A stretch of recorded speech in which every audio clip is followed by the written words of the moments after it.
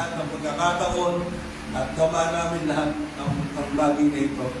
At manalangin namin, O Diyos, na sa mga darating mga araw, patuloy mong ipakita sa amin ang iyong kabutihan, ang iyong kadakilaan, at alam namin na inalalayan mo kami sa bawat pangailan na meron, ay ikaw ang tumutugon at nagpupuno at sa iyo lamang aming butiwala. Salamat, Lord, sa umagang ito, sa aming magkakatipon. Pagpalain mo kami sa iyong mga salita. Hugasan mo na rin kami sa aming mga kasalanan. Patawarin mo kami sa aming mga pagkukulang. At mangyari po, O Diyos, na makalapit kami sa iyo ng totohanan, may pagpapakumbaba at pagsamba sa iyo lang. Salamat, Lord, sa gathering na ito. Thank you, Lord, for this new place. We thank you, Lord, for the people you used to help make this beautiful place possible and available for us. Napakabuti mo. Salamat, Panginoon, at patuloy kami sasamba sa iyo sa Espiritu at katotohanan. May taas ka, maluwalhati ka. Sa pangalan ni Jesus natin nagsabi na. Amen. Panoorin muna natin yung video and then I will preach.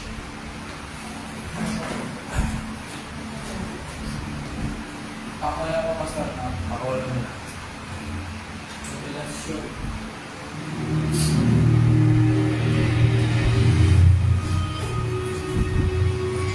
Ayan, nakawala na.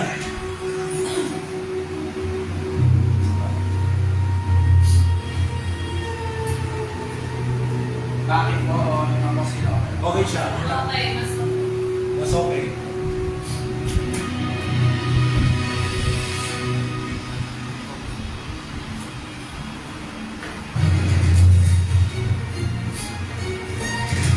These demons had a king, the angel of the abyss. His name, Apollyon, the Destroyer.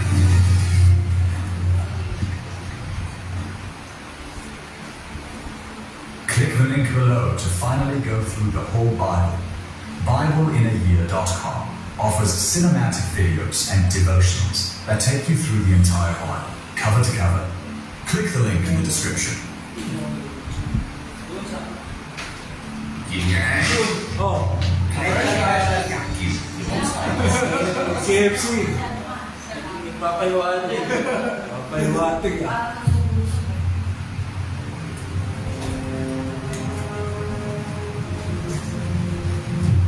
What I saw was enough to lose hope.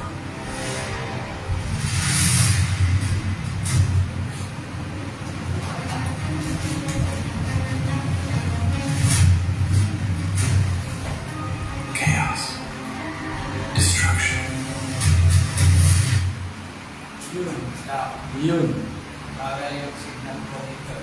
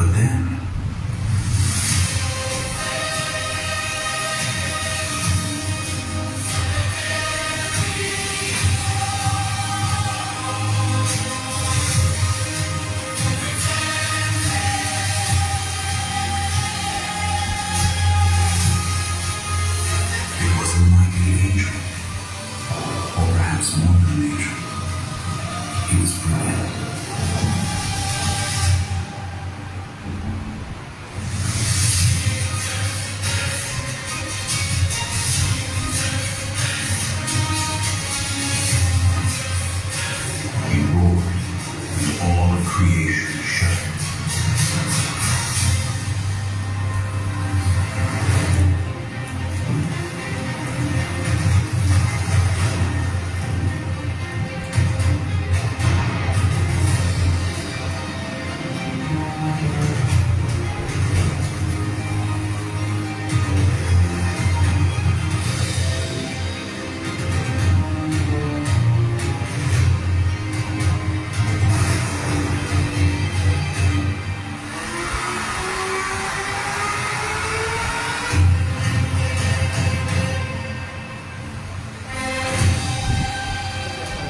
Seal up the 7 wonders of faith, and do not write it down.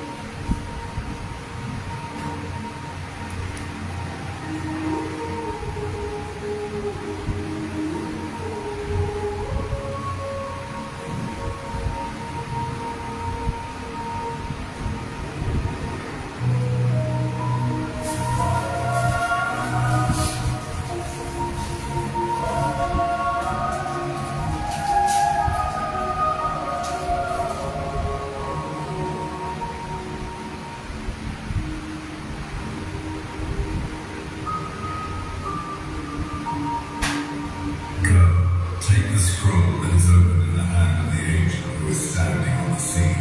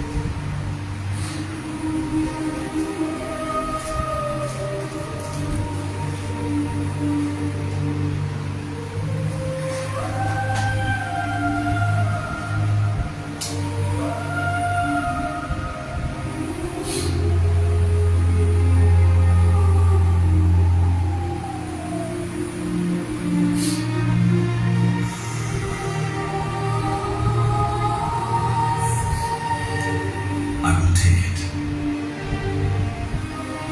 Give it to me. Take it. Eat it. It will make your stomach bitter, but in your mouth, it will be sweet as honey.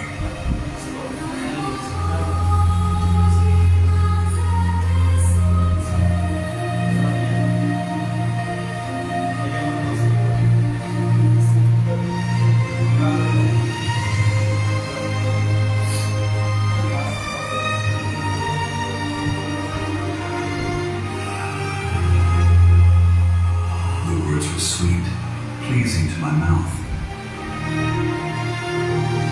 But then,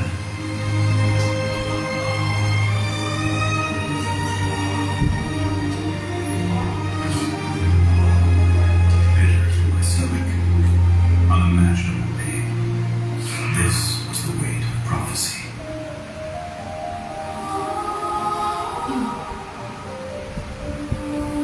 Rise.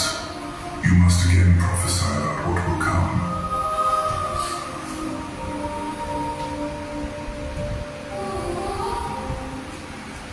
All right. Thank you for supporting us. Good morning, everyone. Description Good morning, control. Brother Alan. Welcome again to Crossroads Church in our new venue. Okay. Thanks for the help coming from Brother Cots and Joko, and of course the twins, Eugene and Eric. God bless your hearts. Okay. And also Jaire and and myself also helped in some way. Okay, magandang umaga sa lahat. And now we're going to continue with our preaching in last week's sermon on Revelations chapter 9. I'm sure you still remember some of those things. So, in my slide,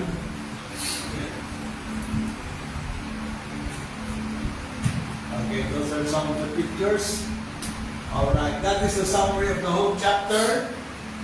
We've discussed about the fallen star and things mulog.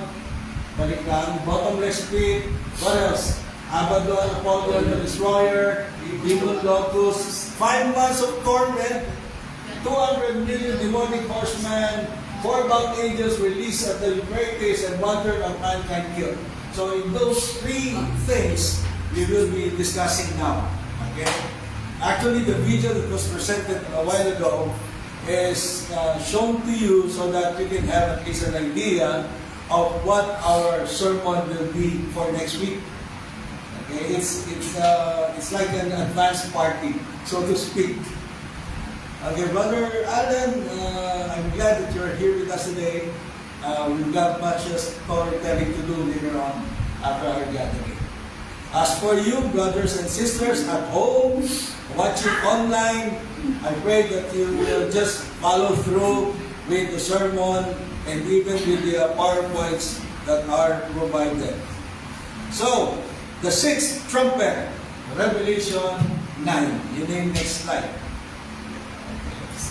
Wow, what are these pictures? Okay. Kasing sinhid din siya nung nakaraang linggong usapin. But this takes in a different form. So let's look at the next slide. End time prophecy from verses 13 to 21. Still, we're in the discussion of the Great Tribulation. Look at those pictures. Wow. So can you imagine these things coming before you? These things getting close right at your very own door. Okay, the next slide shows verse 13. And I want everyone to read aloud. Let's go.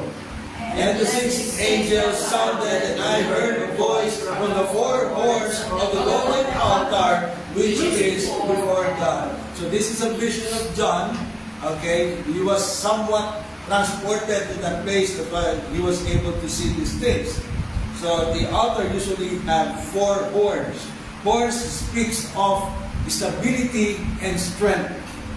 4 horns. Ang altar ay merong mga sungay na nagsasabi yun ay patungkol sa kapangyarihan at kalakasan ng Diyos.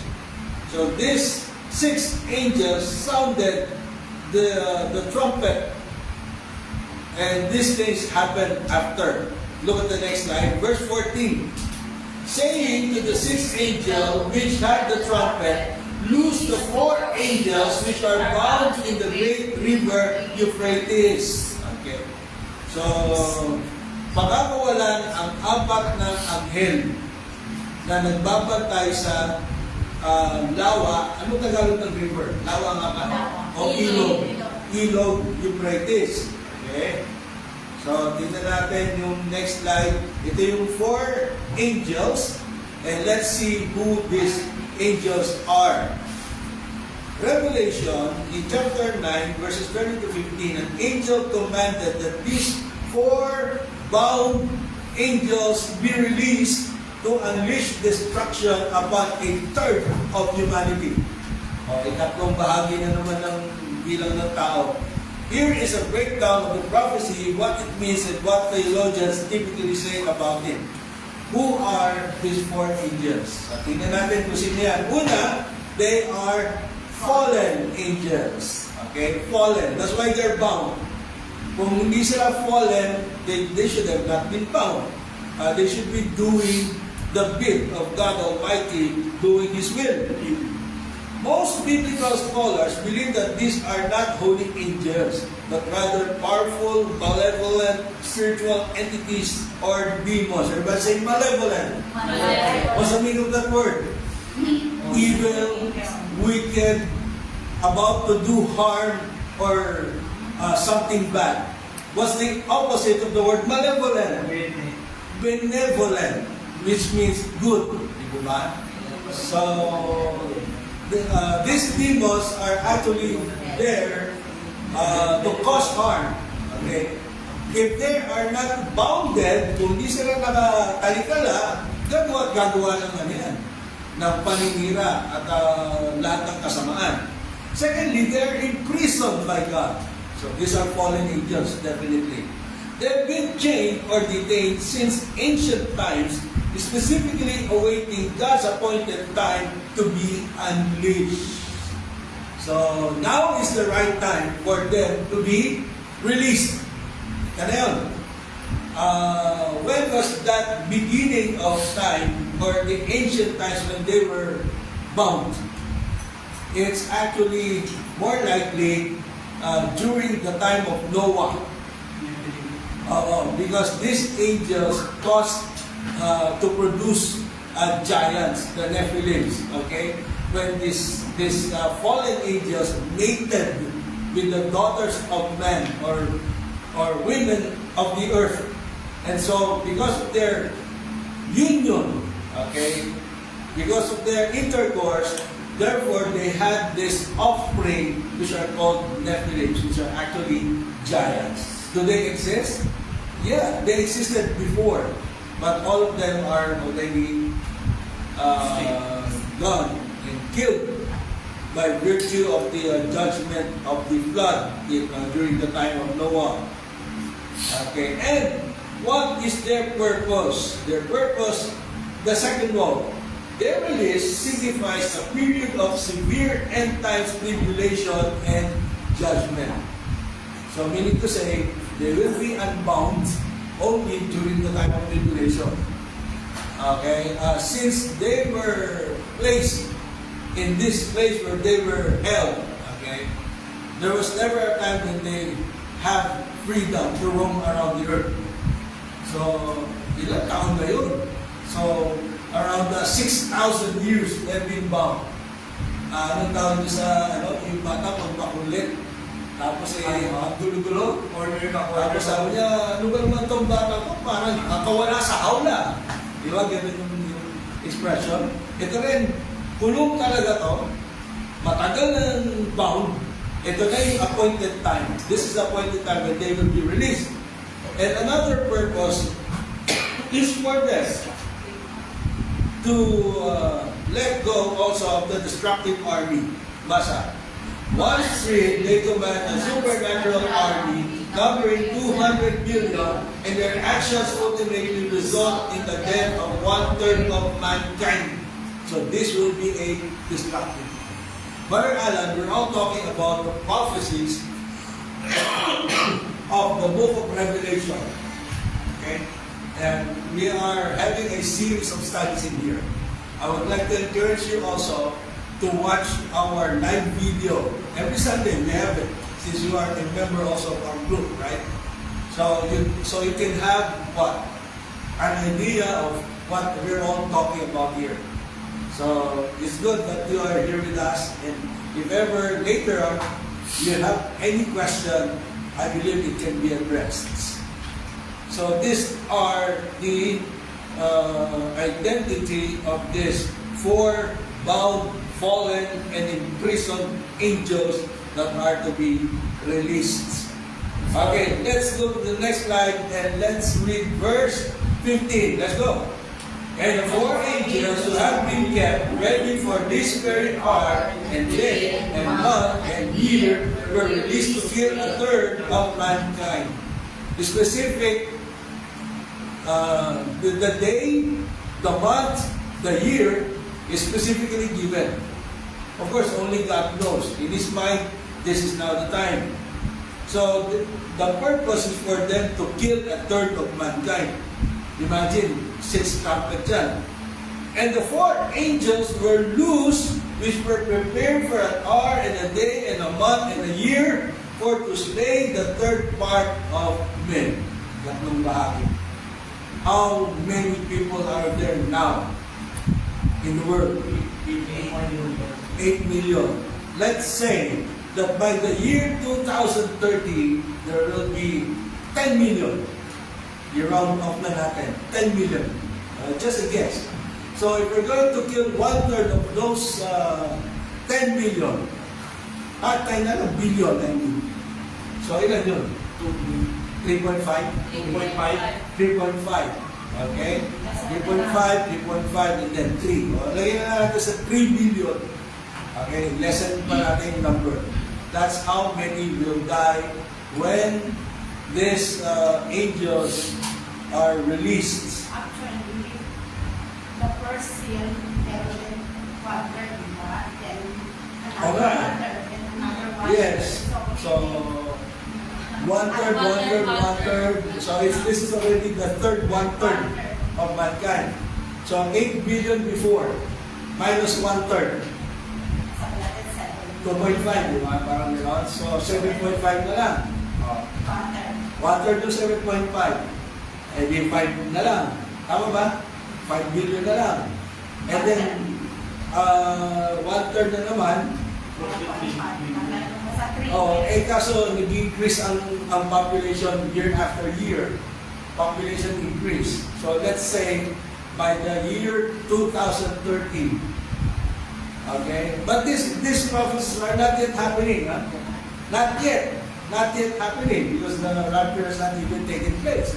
So we can assume that by the year 2030, for example, this has not occurred yet. So probably we'll reach up to 10 million. Because I think I searched one time on Google, maybe 2 or 3 weeks ago. No, 2 weeks ago. You can also search it now on ChatGPT or AI. Probably how many people will be existing during the year 2030. Somebody please do it. Let's just check. Anyone? 2030 probable number of our population without the 1/3 of the humanity being killed yet, because none of these prophecies have taken place. Hindi pa. Okay? So, paki-search. Sabihin nyo na lang sa akin, ha? Let's move to the next slide. Verse 16. Everybody? And the number of the mountain troops was 200 million. I heard their number. So, John sensed, okay, what they're talking about. Somebody must have said 200 million. 8.6. 8.6 by the year 2030. Right? Yeah. Ha? Ganun ba yan? Okay, 8.6. Wala kayong yung sinabi yung water there. Wala pong bawas. Wala. Siyempre. Okay. So, you can already have an idea. So, Hindi po 10 billion. so can you ask, wala 10 billion na by 2050? Ha? Tama? Opo. 9.7 kasi. So, Ano pang tatanong po? but we cannot say, How are you? ay, okay na yun. Okay na yun. Kasi 50 2050. million, 2050. Ano siya? 2050, magiging 10 billion pala. Okay, 2050 pa. Assuming na wala pang nababawas sa katauhan. Depende sa sipag ng tao. Okay. Pwede rin kay Bill Gates. But we cannot say if it's 2050 when the rapture will take place. Because it can be at any given moment. Okay, next year, next day. We have no idea when the Lord will catch up or rapture the church. We don't have any idea at all when it will happen. But during this time, according to verse 16, the number of the horsemen or the mountain troops was 200 million. The number or the quantity of the riders are numbered. Okay? And these are not people. Okay, tayo mo na. Ha? So, next slide. Ito, this is a very good information. History's trajectory has been shaped by the might of colossal armies. From the relentless Mongols of Genghis Khan to the formidable Soviet Red Army, witnessed the 10 largest military forces ever mobilized in the annals of human endeavor. Okay? Panahon pa lang nila Genghis Khan, malalaki na ang bilang ng mga armies nila. Pero sabi sa 16, it is an army bigger than today's population. Sabi ron, 200 million horsemen released to judge the earth. When John wrote this, 90 AD, the total population of the earth was only 170 million. Panahon ni Juan. So, ibig sabihin, mas marami pa. Itong nakita nyo sa vision, there are more compared to the number of population during his time. He saw an army larger than the entire human race of his time. 200 million. Okay. Ang tanong, ito po ba yung mga tao na nasa Earth? Robot. Okay. These are not robots. Supernatural. Okay. Let's look. The next slide gives us more information about if quantity of army troops are concerned.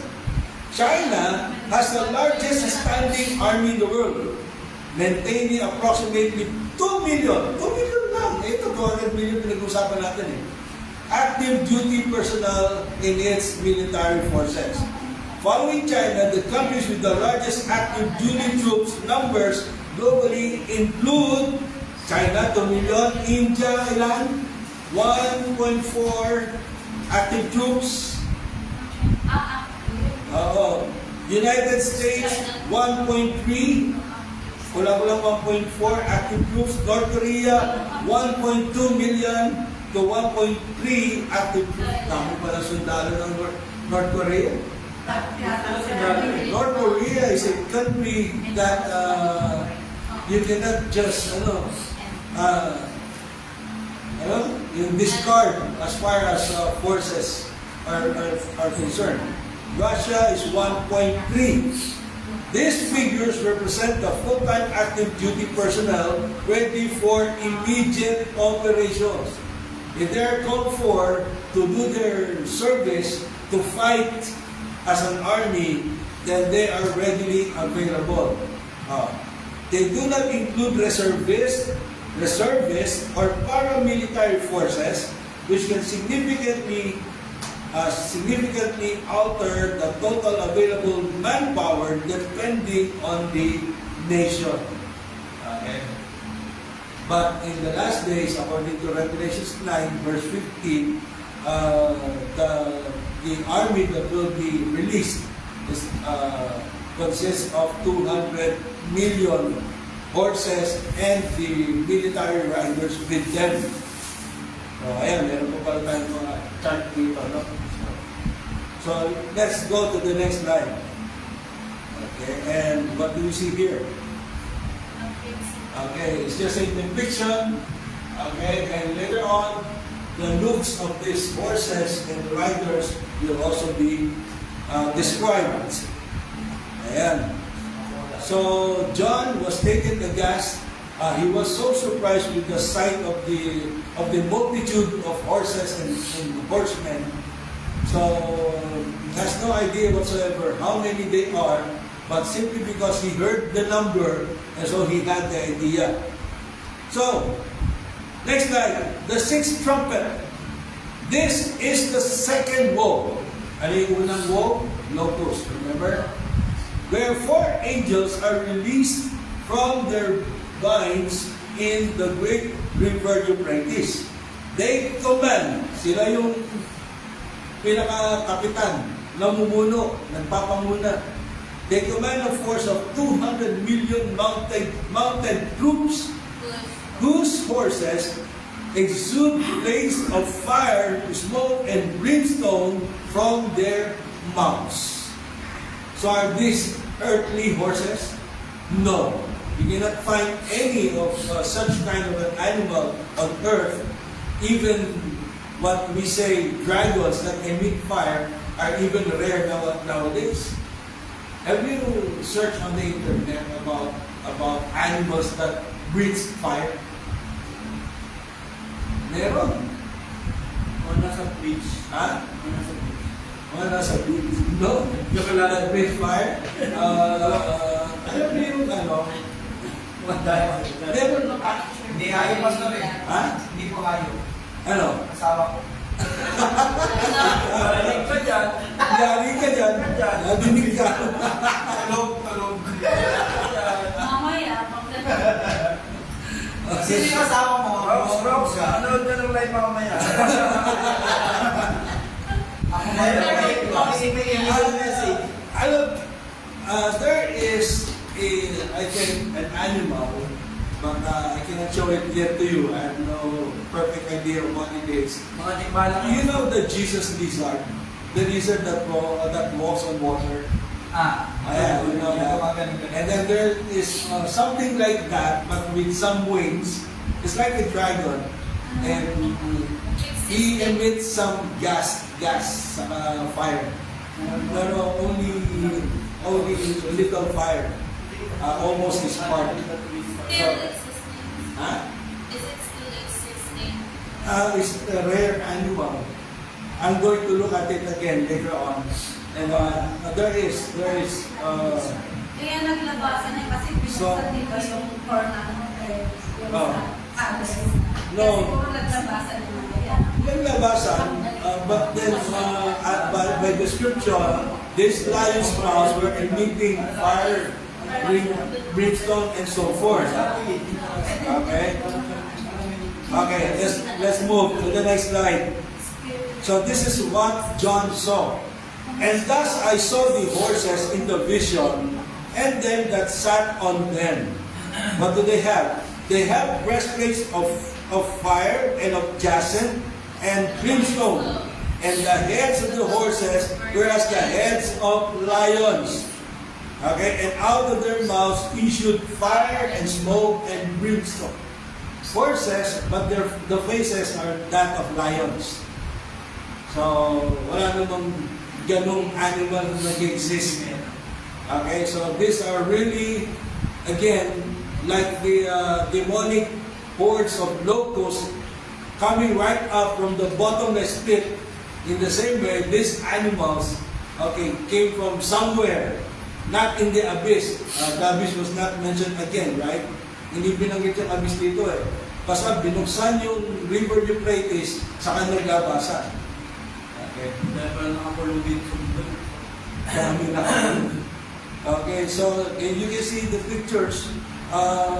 Horses body, but with lion mouths, and they are breathing fire, and coming out from it are smoke and brimstone.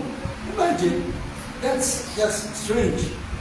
That's eccentric. That's something that doesn't come normally. Look the next slide, and here's another picture. And thus I saw the horses in the vision. Those who sat on them had breastplates of fiery red, hyacinth blue, and sulfur yellow. And the heads of the horses were like the heads of lions, and out of their mouths came fire, smoke, and brimstone. So, Pastor, is that the repetition of the previous verse that you have read? Yeah, it is the same verse, but there is a different rendering to it since I used a different version. Okay, you know, it adds more beauty to the discussion, especially when we come to describe things that are pictured in the Revelation, when we use two different versions. But my foremost version that we use here at church is, of course, the King James Version. Okay? And again, we're so grateful for Brother Joe for giving us the Bibles. Brother, I have a Bible for you. Later on, you choose from these Bibles whatever you want. You have your own copy. Okay? And this is courtesy of Brother Joseph. Remember Brother Joseph? Okay. No, not much. Okay. Anyway, so, ayun yung tsura. May lumalabas. Ayan. May lumalabas na apoy. Ano Tagalog ng sulfur? Ano Tagalog ng brimstone? Sige, English na lang. Okay, so basahan na natin yun. Basta huwag ka lang Huwag ka lang madikitan ng mga yan dahil mahirap na. Uling. Okay? And then, these lions wear breastplates of iron. It speaks of their invincibility and indestructibility. Okay? They are both invincible and indestructible. So you cannot fight against them. You cannot even stand their presence. Once you face this enormous beast, okay, you'll never live. You will die. Madikit ka lang yan. Kasi again, they will be attacking those who does not have the seal of God on their foreheads. But if this person received the mark of the beast, then therefore they are the primary targets of this fire-breathing, almost dragon-like beast. Okay, go to the next slide. By this tree was the third part of men killed, by the fire, and by the smoke, and by the brimstone, which issued out of their mouths. Grabe. It is written in Revelations that 1/3 of mankind will die, and we believe we are very close. Malapit na to eh. Kasi once the rapture occurs, okay, here it happens, that you will just count 7 years, and 7 years is quick. What year is today? 2026. Do you still remember some things in your life during 2016? That was just 10 years ago, remember? Where were you when it was 2016? What have you been doing during those times? We're already here in Thailand. Okay? 2016, Crossroads Church is just beginning. Okay? And we have our gatherings here at the 9-carat condo. Those were the days. Okay? Those were the times. And time flies so fast. Okay? So if the rapture takes place now, 7 years is fast. Mabilis lang ang 7 taon. Pambira, napakaigli. What is your age now and what was your age minus, 7 years ago? I'm 61 minus 7. That means I am 54. I was 54. 8 years na tayo. No, minus the 7 years. Your age minus the 7 years. Jenna's birthday will be on Wednesday. She will be 59 years old. Ay, pansin si Jesse. Ay, may spaghetti. And then minus 7 years, that means she was 52 then. And time flies so fast. Remember the time when you had your birthday when you were 50 years old? Still remember that? Oh. That was 9 years ago. It was fast. We were in Potisan. Oh, I can still remember that. So now we're here. And time flies really fast. Napakabilis yan. We believe we are very close. Look at the slide. Okay, everybody, read. For their power is in their mouth and in their tails. For their tails were like unto serpents and had heads, and with them they do hurt. You see that? Look at that. Front and back. This will truly endanger your life. Harap o likod, saan ka nang mapunta? Kapag siya'y nakaharap mo, o ikay nasa likuran niya, yari ka. Wala kang kawala. Parang lotus. Okay? Parang lotus. The lotus have what? Scorpion tails. Remember? So this, with this is different. Meron siyang serpents. For the power of the horses was in their mouths and in their tails. Indeed, their tails were like snakes. Serpents ang ginamit ko sa King James. Having heads with which to inflict harm. So they are truly a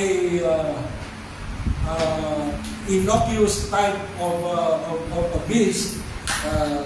Talagang definitely they will always cause harm to whoever faces them. Verse 20. Tingnan natin to. And the rest of the men which were not killed by these plagues, yet repented not of the works of their hands, that they should not worship devils and idols of gold and silver, and brass, and stone, and of wood, which neither can see, nor hear, nor walk. So, still, di ba na nagsisi ang mga tao? Sa kabila ng grabe ng parusa nito ng Diyos, imagine 200 million horsemen with its riders, okay? Harming people and killing 1/3 of mankind, still people refuse to repent from their sins. The next slide shows, neither repented they of their murders. These are the sins. Murders, nor of their sorceries, nor of their fornication, nor of their thefts. It's as if these 4 sins is what angers God the most. That's why He sent all these ferocious beasts. The rest of the people who survived these plagues still did not turn to me. Meaning to say, these people who survived, okay, because too many died, right? Even those who survived were not killed. They still did not, turn back from their transgressions. Nor did they repent from the works of their hands. God hates idolatry so much. To stop worshiping demons. When you have an idol, if you worship an icon, there is a demon involved in those images. Yeah, there is. It is in the Bible, it clearly teaches that evil spirits dwells in images. Parang tahanan ng mga demonyo na yan. And idols made of gold, silver, bronze, stone, and wood, which cannot see, hear, or walk. Yan ay mga taong bato. Taong bato na hindi nakakarinig, nakakakita, nakakamoy, hindi nakakalakad.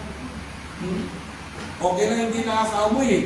Ako, may kondisyon akong ganyan eh. Hindi nakakamoy. Pero, hindi tayo bato. Diba? Furthermore, they did not repent of their murder, sorcery, sexual immorality, and theft. What is sorcery, by the way? Witchcraft. The Greek word for sorcery or witchcraft is pharmakeia. Pharmakeia. So, the nearest English word is pharmacy. And pharmacy has to do with what?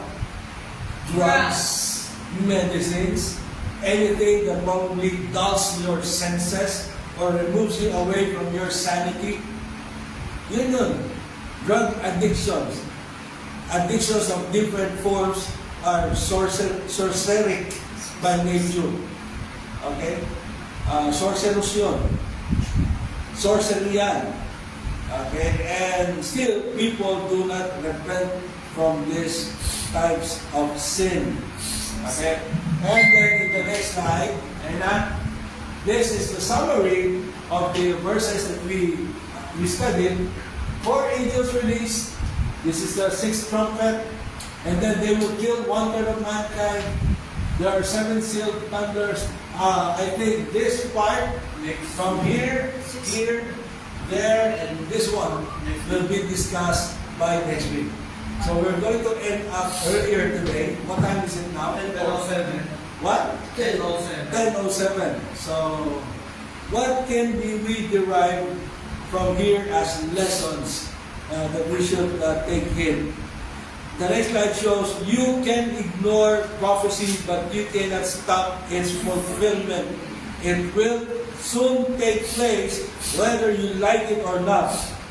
Because Jesus said, heaven and earth shall pass away, but my word shall not pass away. It is bound to come to pass It is bound to happen, and no one can stop its fulfillment. It will happen whether you like it or not. Inevitable. It cannot be avoided. Even if, for example, in your eschatological position, you believe in the mid-trib tribulation, or you believe in the amillennialism view, wherein you interpret the book of Revelation merely as symbolisms. No. I still believe in the premillennialist position. It will happen. It will happen.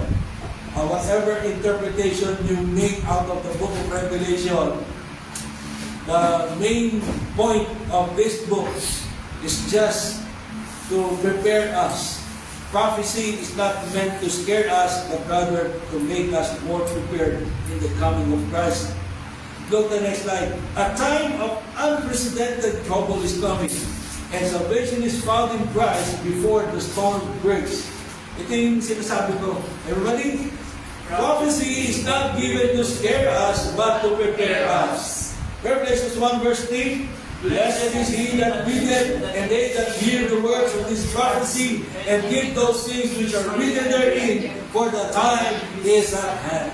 In the other translation, it says, because the time is near. That's why Pastor John MacArthur wrote a book. The title of the book, it's all about the book of Revelation. The title is, Because the Time is Near. Malapit na. It's very close. Huh? Kung revelation pa si Luna dyan, paano pa ngayon? Yes. Dami na sobra. Yes. Almost 2,000 years have passed. This book was written at AD 90, around that time. Imagine. So, if during John's time, and even Paul's, okay, they think that Christ is already coming.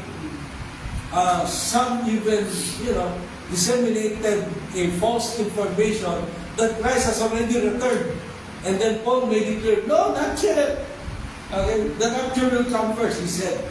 So if the time during Paul and John, they're already thinking that Christ is about to come. Now, 2,000 years had passed. What more of today? I keep on using this illustration. If you have a rubber band and then you stretch it as far as you can up until it breaks. Okay? Pag napital, yun na yung time ng pagdating. Ang lapit-lapit na. Ang lapit-lapit na. Panahon pa lang nila John, nila Paul, batak na yung goma. Eh ano pa ngayon? Malalagot na siya. Okay? The time is very near. Kaya nga, we are studying Revelation. In doing so, the Bible promises us blessing. Blessed is he that readeth. We are doing more than just reading. Amen. We are actually studying it. Okay? We're doing more than just hearing the words of this prophecy. We'll try to really inculcate it within and have it deeply embedded in our minds, just for us, to be more aware that these prophecies later on are indeed coming to us. Everybody say. So let us be more prepared. Use whatever strength we have. Use whatever capacity that you own, just to make ourselves watchful and more prepared at the coming of the Lord Jesus Christ. I am excited for His coming. Are you? That the person beside you, excited ka ba talaga? Are you really excited? Oh. Excited, are you? Is it okay with you if it happens now? Huh? It is. If Christ would return right now, oh, what a day, what a glorious day it will be. Okay? But then we still have more job to do in your respective spheres of influence. Okay? You have your friends, you have your co-workers, you have your relatives. Preach the gospel of Jesus Christ. Because it is not only you who should be hearing these words. These other people should also be hearing the same things that we have been receiving. Kailangan bahagi rin natin. For our loved ones, most especially, Christ has to be made known. Now, that is the last PowerPoint, and we'll continue this by next week. Have you learned anything today? Let's all rise and let's pray. Before we watch the next video, okay, let's come before the Lord. Let's bow down our heads and pray. Lord, we thank you for letting us know of these things. Not many people are aware, but we are given this grand opportunity to learn. And so we are grateful because you are truly motivating us to further prepare, to really keep watch, for we do not know when the Son of Man will come. Lord, we thank you because you have not appointed us unto tribulation or wrath, but to us is promised the redemption of our souls, the saving of our spirits, and truly, Lord, we have seen how good you are, how loving and merciful and gracious you truly are in each and every one of us. Thank you, Lord, for teaching us these things, and may we be more excited about learning these eschatological events so that we may come up more prepared and even knowledgeable of the Word of God. Thank you, Father, for this morning, for having us gathered here, and we're just grateful. We also have our fellowship with one another. We truly enjoy doing this because our fellowship is with the Father and with the Son as well. In Jesus' name we pray. Everybody say, Amen.